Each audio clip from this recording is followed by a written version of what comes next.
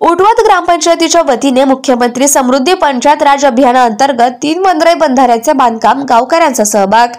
उटवत ग्रामपंचायत मार्फत मुख्यमंत्री समृद्धी पंचायत राज अभियानाअंतर्गत 3 वनराई बंधाऱ्याचं बांधकाम करण्यात आलं असून या उपक्रमात ग्रामस्थांसह बचत गटातील महिलांनी श्रमदान करून सक्रिय सहभाग नोंदवला।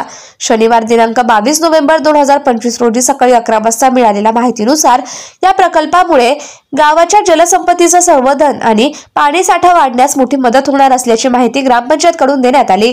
या उपक्रमात जिल्हा परिषदेतून पंचायत विभागातील उपमुख्य कार्यकारी अधिकारी आणि कर्मचाऱ्यांनी देखील श्रमदान करून बंधाऱ्याच्या बांधकामात हातभार लावला। श्रमदानातून बांधण्यात आलेले बंधारे आता पूर्णत्वाच्या दिशेने जात असून ग्रामपंचायत आणि ग्रामस्थांचा हा उपक्रम आदर्श मानला जातोय। या कामाची पाहणी करण्यासाठी जिल्हा परिषदेच्या मुख्य कार्यकारी अधिकारी मिन्नू PM यांनी भेट दिली।